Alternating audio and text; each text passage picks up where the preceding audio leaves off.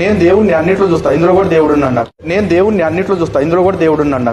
హిందూ సంప్రదాయంలో పామును నాగదేవతగా కొలుస్తారు. నాగపంచమి, నాగుల చవితికి పుట్టలో పాలు పోసి పూజలు చేస్తారు. అలా తన ఇంట్లోకొచ్చిన పామును దైవంగా భావించి నిత్యం పూజలు చేసింది. చివరికి అదే పాము కాటు వేయడంతో ప్రాణాలు కోల్పోయింది ఓ మహిళ.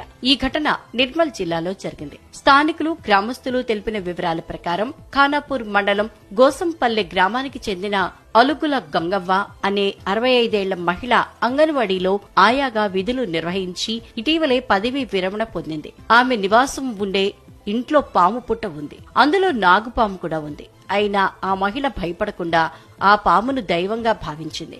నాగదేవత తనకు రక్షణగా ఉంటుంది, కాని హాని చెయ్యదని అనుకుంది. ప్రతిరోజు పుట్ట శుద్ధి చేసి పూజలు చేసేది. ఎప్పటిలాగే మంగళవారం ఉదయం లేవగానే ఇంటి పనుల్లో భాగంగా మట్టి నేలను అలుముతుండగా అకస్మాత్